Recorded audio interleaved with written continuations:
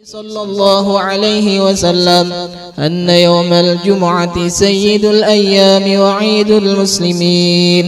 وعن السلف الصالح أن الخطبة فيها مكان الركعتين، فإذا صعد الخطيب المنبر وشرع في الخطبة فلا يتكلمن أحدكم، فقد ورد أن رسول الله صلى الله عليه وسلم قال: إذا قلت لصاحبك يوم الجمعة أنصت والإمام يخطب فقد لغوت.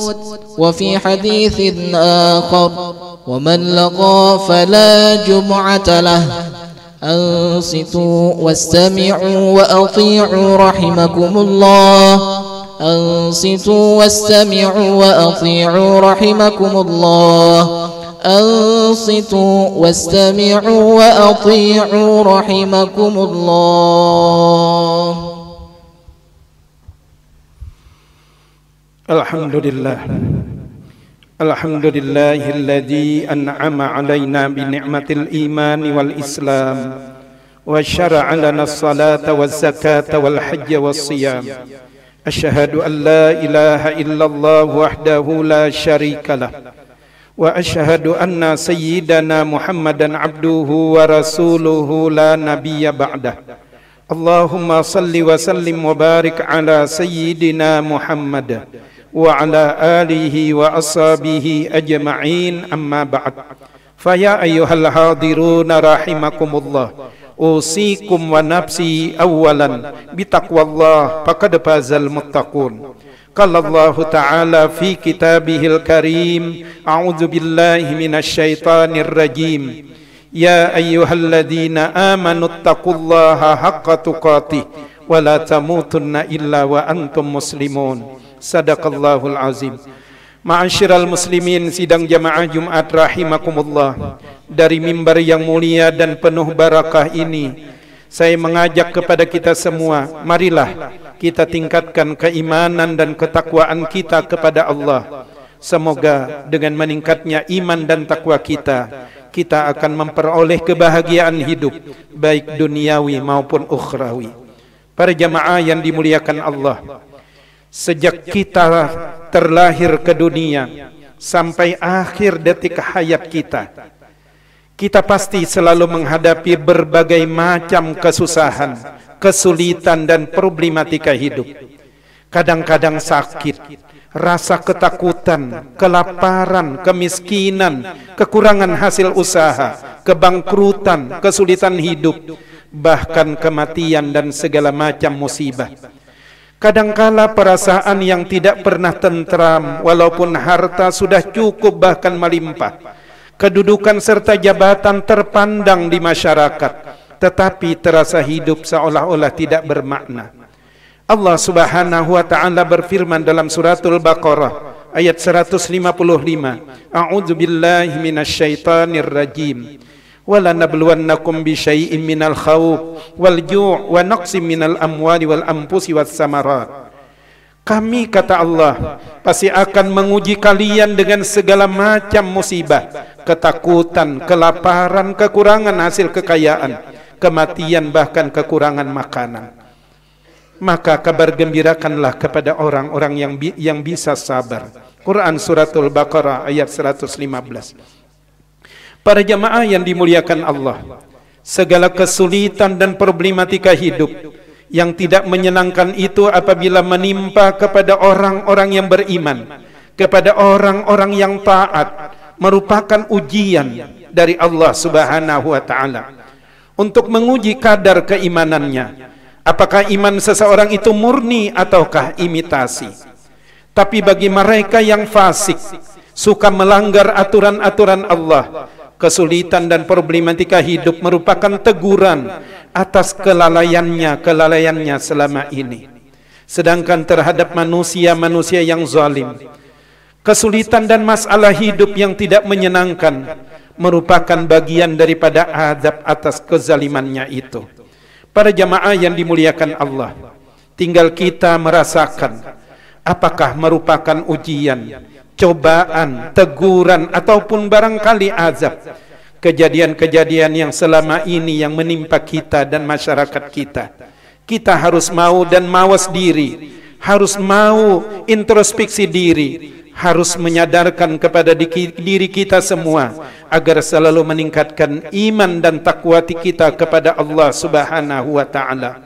Karena hanya hamba-hamba Allah yang takwalah yang akan dianugerahkan pertolongan dan segala kasih sayang berupa jalan keluar yang terbaik dari segala macam kesulitan dan problematika hidup.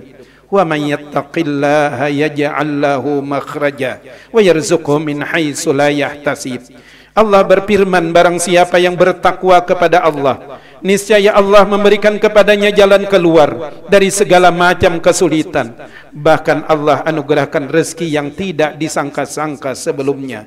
Quran surah At-Talaq ayat 2 dan 3. Dalam firman Allah yang lain pada surah Al-A'raf ayat 35, "Pamanittaqa wa aslaha fala khaufun 'alaihim wa lahum yahzanun." Siapa yang bertakwa dan mengadakan perbaikan di masyarakat, tidaklah ada kekhawatiran terhadap mereka dan tidak pula mereka bersedih hati. Namun sebaliknya, betapa banyak orang yang ketika ditimpa kesusahan, dicoba oleh Allah, diuji dalam kehidupannya, hatinya semakin gelisah, semakin jauh dari Allah, bahkan kecewa terhadap Allah, menyalahkan nasib.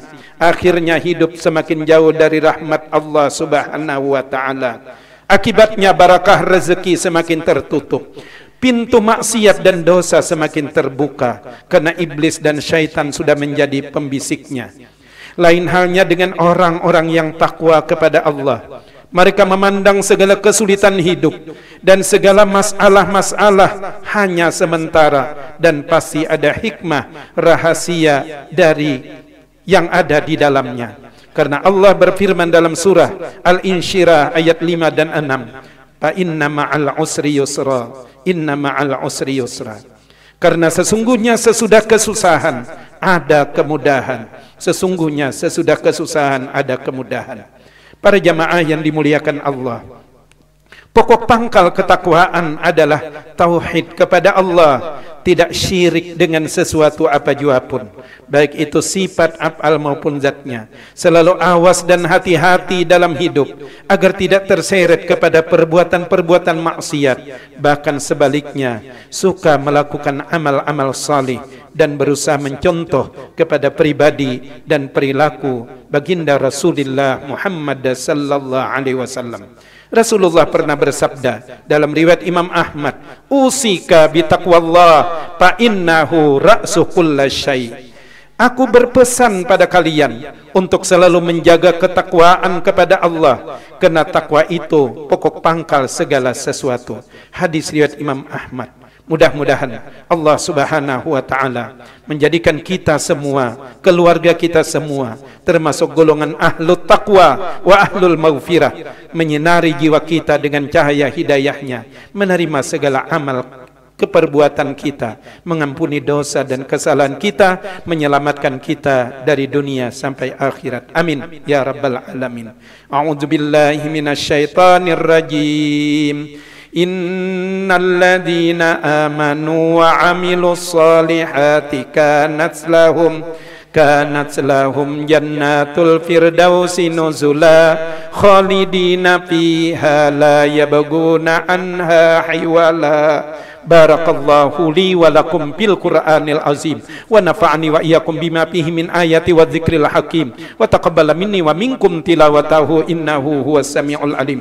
Aqulu qawli hadza wastaghfirullahal azim li wa lakum wa lisairil muslimina wal muslimat wal mu'minina wal mu'minat fastaghfiruhu innahu huwal ghafurur rahim.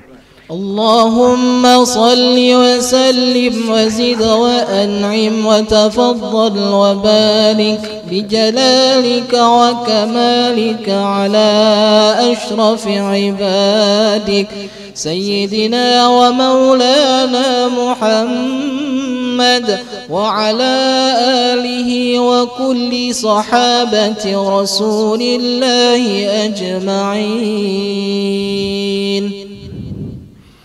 Alhamdulillahi rabbil alamin wa bihi nasta'inu ala umuri dunya waddin. أشهد أن لا إله إلا الله وحده لا شريك له الملك الحق المبين وأشهد أن سيدنا محمدا عبده ورسوله صادق الوعد الأمين اللهم صل وسلم وبارك على سيدنا محمد وعلى آله وأصحابه المجاهدين الطاهرين أما بعد فيا أيها الحاضرون رحمكم الله أوصيكم ونفسي أولا بتقوى الله وطاعته لعلكم تفلحون قال الله تعالى في كتابه الكريم أعوذ بالله من الشيطان الرجيم إن الله وملائكته يصلون على النبي يا أيها الذين آمنوا صلوا عليه وسلموا تسليما اللهم صل على سيدنا محمد وعلى آل سيدنا محمد كما صليت على آل إبراهيم وبارك على سيدنا محمد وعلى آل سيدنا محمد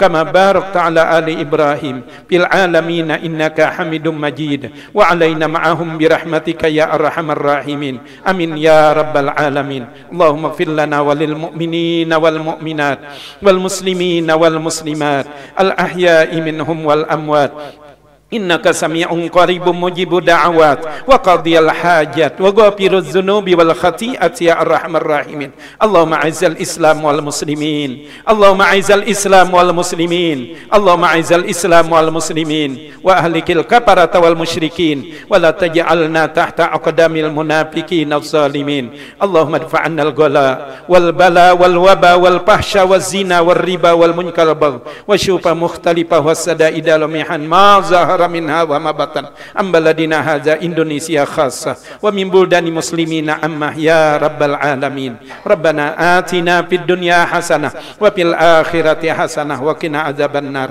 عباد الله إن الله يأمر بالعدل والإحسان وإيتاء ذي القربى وينهى عن الفحشاء والمنكر والبغي يعظكم لعلكم تذكرون فاذكروا الله العظيم يذكركم وادعوه يستجب لكم ولذكر الله أكبر والله يعلم ما تصنعون أقم الصلاة الله أكبر الله